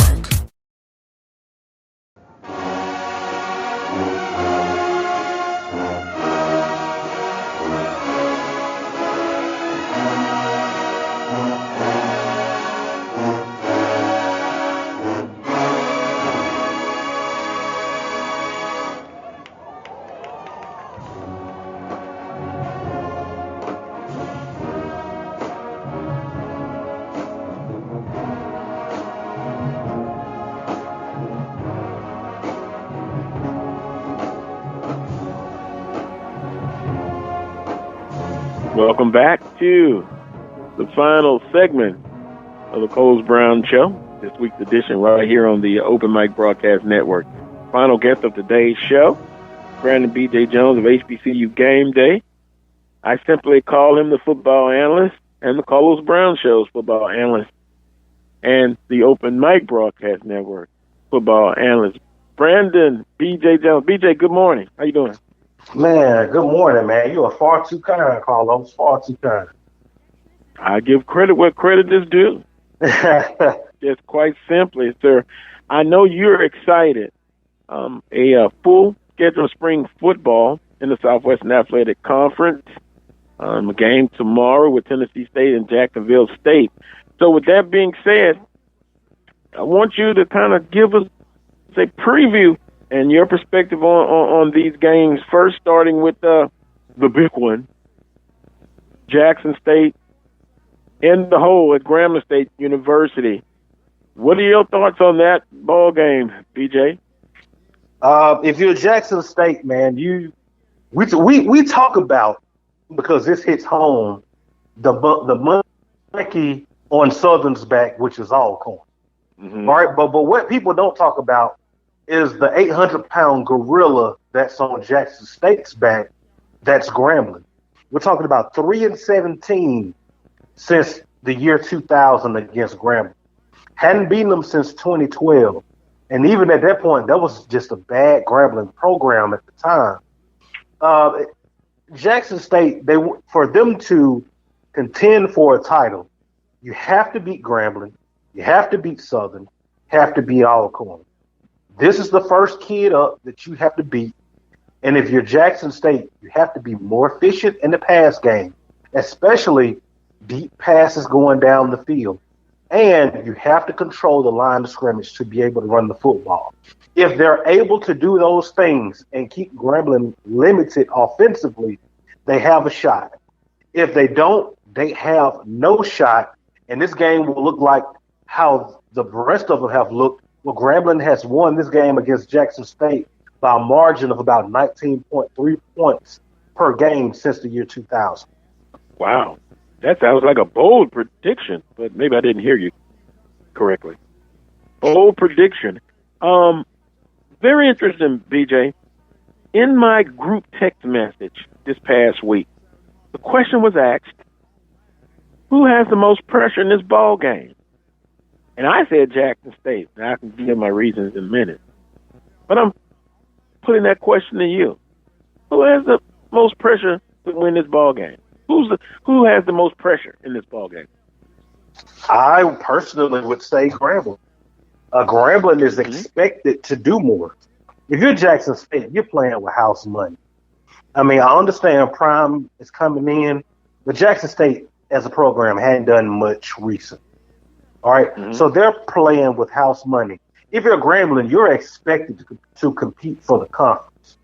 You are expected, to be one of the favorites to get to the SWAC title game. If you lose today, then that image takes a hit, and then you'll start getting people coming off back-to-back 6-5 seasons in Grambling. Maybe start to question the head man up in North Louisiana. Interesting. So, I said Jackson State because from an emotional standpoint, Coach Sanders basically said they were going undefeated. Am I wrong? He said that. Mm-hmm. And Hampton basically said the talent that they have and what he thought no one could beat them. So that was my reason why I said all of the pressure. Because look, you look at a all-star coaching staff. That's basically the word that I'm using to describe it. Although Coach Sanders has no head coaching experience, it's more about the persona, him. So the simplest thing is put your money where your mouth is. And I also remember another coach, and I love him to death, basically said the same thing. Although it was in the fall season, that Southern was going to go undefeated. Be careful what you ask for. I will say this: we've heard these kind of rumblings out of Jackson State before. Remember 2018 after they beat Alabama State, and they had the season finale against Alcorn. And if they would have won that game, they would have represented the Eastern Division in the SWAC championship game. There was a lot of talking coming out of Jackson. That they pretty much guaranteed a win against Alcorn. We saw how that went. We've been hearing chirping out of Jackson, Mississippi, over these last 7-8 years where they hadn't been good. So I'm not really moved by that. But I think if you're Grambling, you're expected to do something. Not necessarily the chirping, but your name and what you've done recently. You are expected to contend for a title. Outside of lip service and hope, I don't think we're really expecting a lot out of Jackson State, people who actually know the SWAC. Well, Derek agrees with you, and I responded back. I'm in the minority of thinking on this situation. He basically said definitely more pressure on Grambling. JSU will just say our dogs are coming in the fall. And in my group text messages, that basically was said as well. So I'm in the minority on this one. Most people agree with you. I would say, PJ, that is more pressure on Grambling State University. Let's move along. Unless you have a follow-up with Grambling and Jackson State, closing points on that game today. I never asked you for a prediction, DJ, on the game, but just your analysis of what you think is going to happen. Southern University and Arkansas Pine Bluff. Southern at home, probably the favorite. What are some of the things you would like to point out about that ball game? Southern being more efficient on offense. Offense was spotty at best a week ago. How much more efficient does that offense look?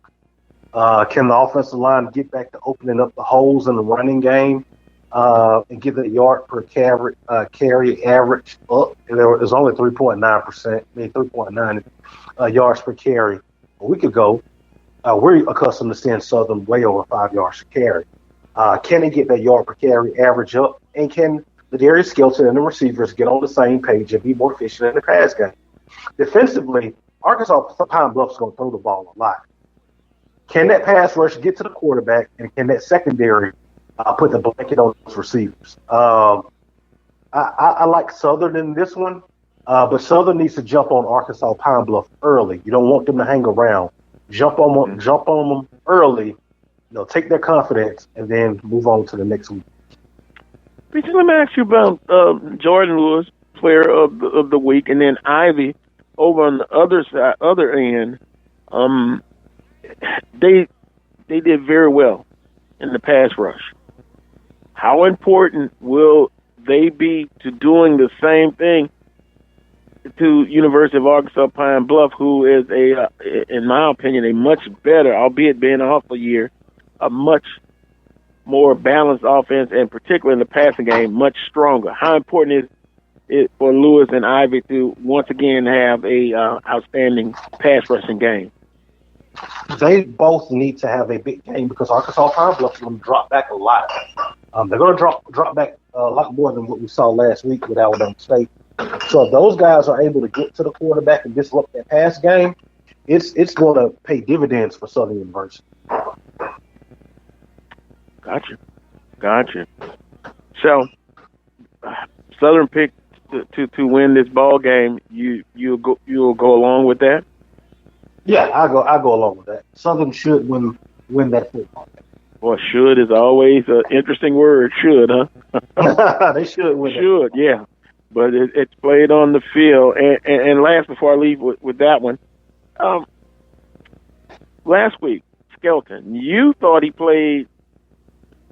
was better than the previous time that we saw Skelton. I disagreed, but how important is it for him to continue to get better? And here's the scenario, BJ, that I'm fearful of. I'm thinking the key is if you can stop Southern's running attack.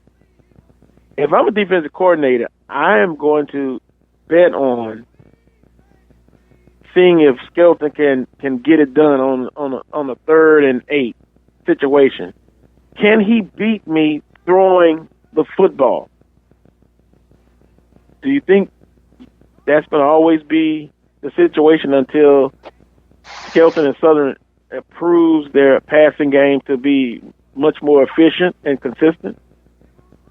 There's a defensive coordinator in the SWAC that has that same mentality, the same philosophy. His name is Todd Everett of Grambling State University.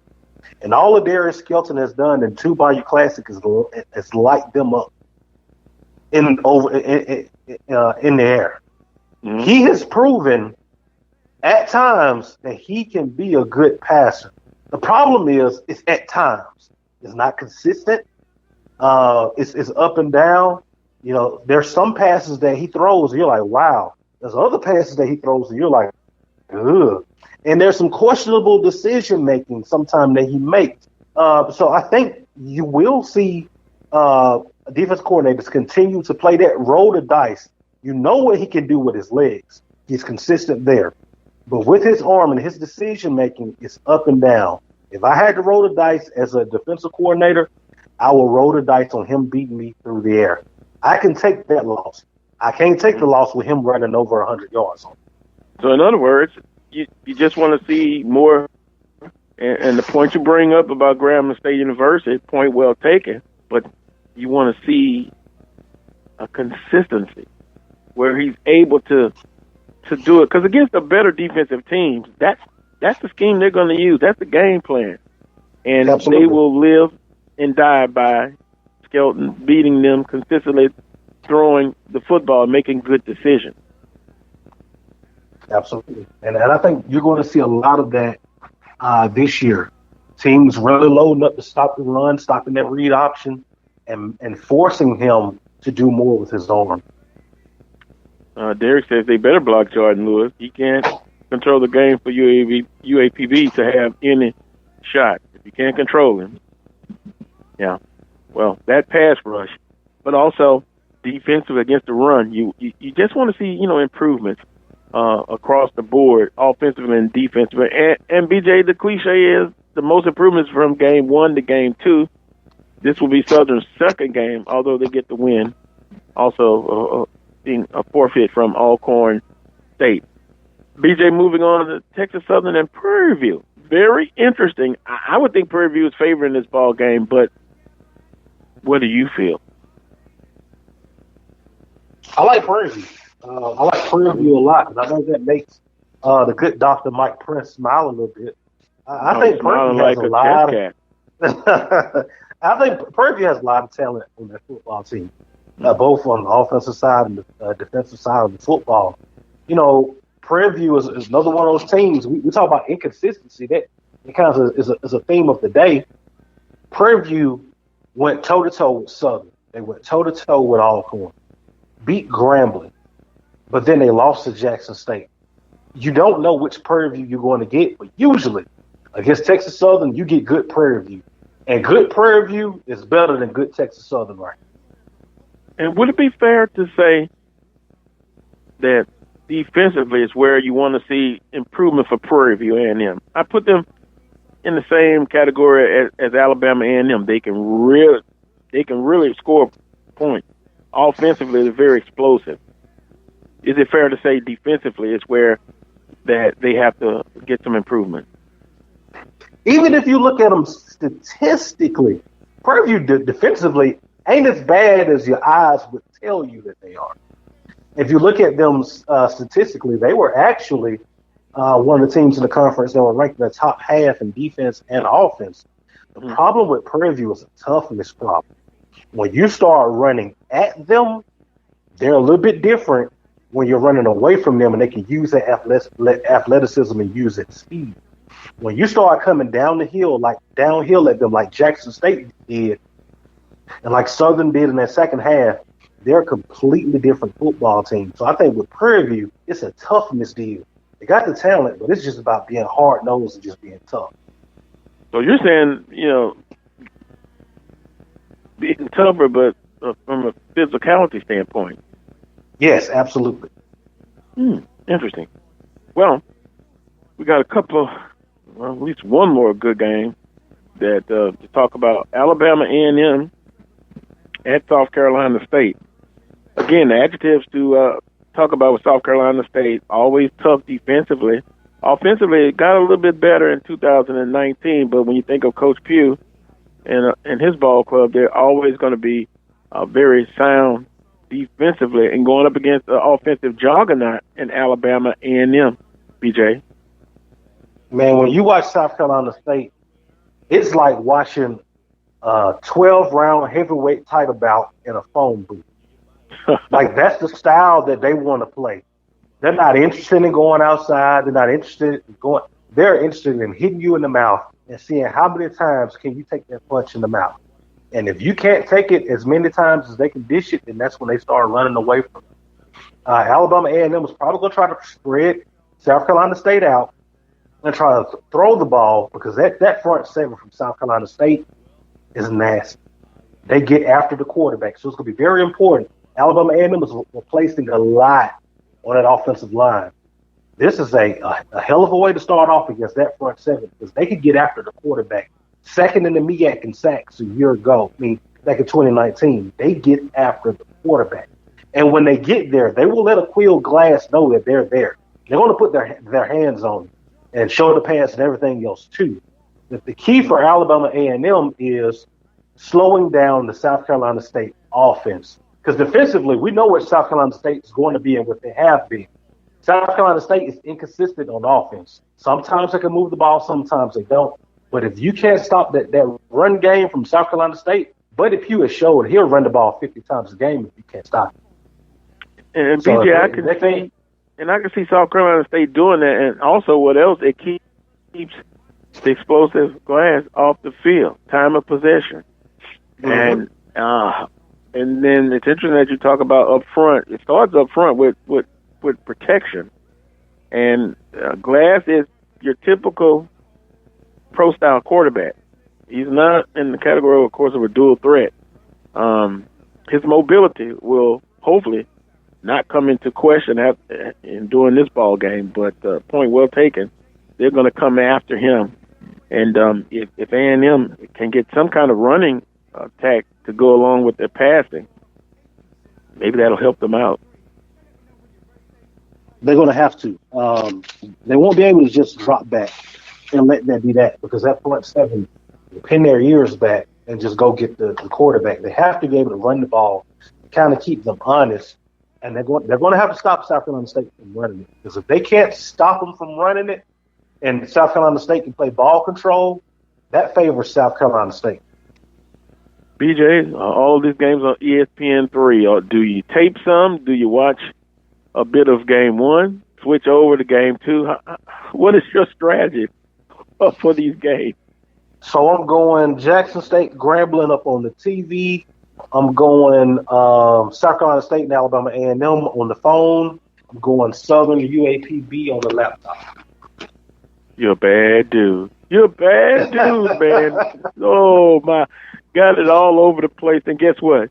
I'm going to have to make a phone call right after the show to set up the Grambling and Jackson State game. Unbelievable.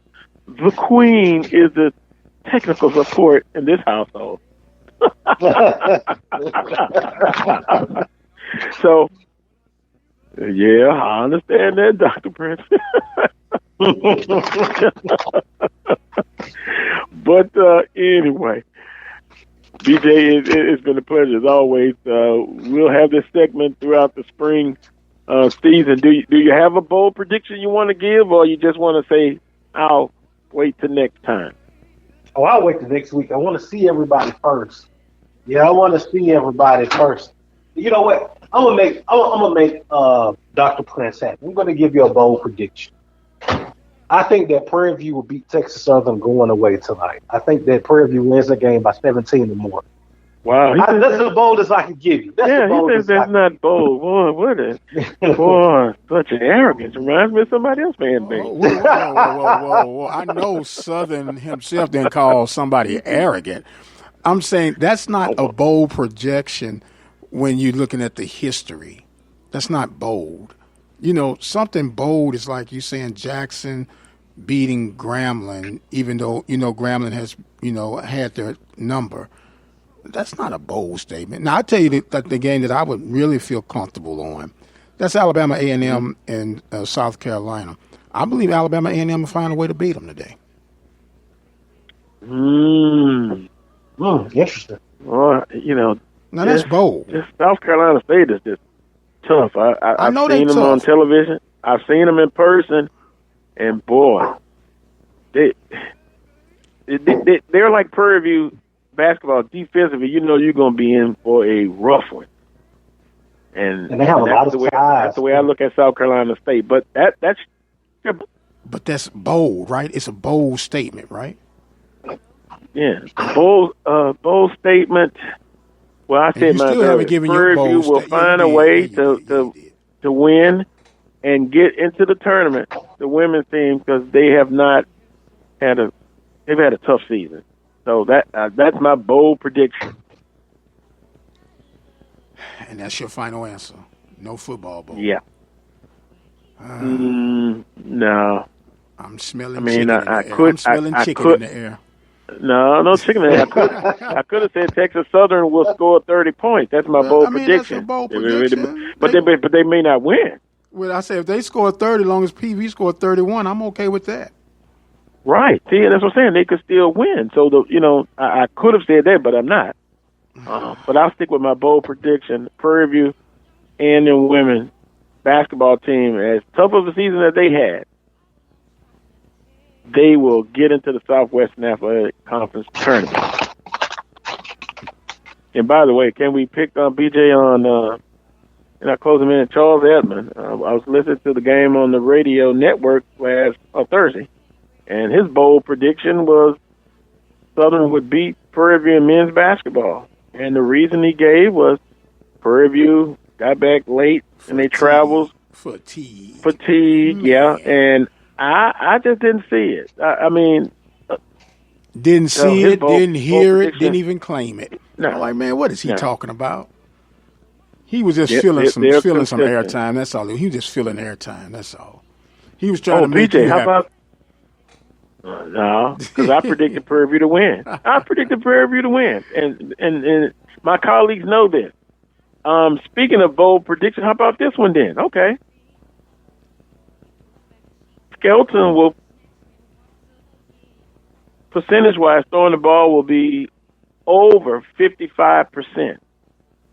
That's a bold prediction. Yeah, that's pretty bold there. Yeah. I mean, technically, if you look at it last week, not bad. But, again, Southern's passing, that's more consistent. And I'm accustomed to Southern being able to be balanced and then throwing the football as well. So that's my football bowl prediction. How about that? Not bad at all. Mm-hmm. Well, BJ, it has been a pleasure. We'll talk with you next week, brother. Stay safe and enjoy your Saturday full of sport. Man, I'm looking forward to it. See you next week. All right. Brandon B.J. Jones of HBCU Game Day. Quickly, I want to thank Santoria Black and our guest menu, Dwayne Lewis, Coach Van Pettaway, and Brandon B.J. Jones, and, of course, producer Dr. Michael Prince. Don't forget to support the Carlos Brown Show. You can make a donation to the show. Cash App, the Carlos Brown Show. Dr. Prince, who do you have as a guest tomorrow night? I have the athletic director, Dr. Donald Reed of the Prairie View A&M University Panthers, scheduled for our guest tomorrow night, 6 p.m. Central Standard Time. All right, tune in. The head man in charge of Prairie View A&M Athletics. Maybe I'll sneak a question in about what is his thoughts on the basketball program, women's basketball program. By all means, send your maybe let's see if he will answer that one. Okay. Okay, we'll send your questions, comments to Twitter at the Mike Prince Show. Just DM me and we'll line them up and knock them out. I will do that. Well, everybody gets a year break anyway. That's what you say. The right thing to do. That's what you say. Okay. Until next Saturday at 10 a.m. for another edition of the Coles Brown Show, heard exclusively right here on the Open Mic Broadcast Network and Spreaker.com. Until next time, as always, peace and God bless.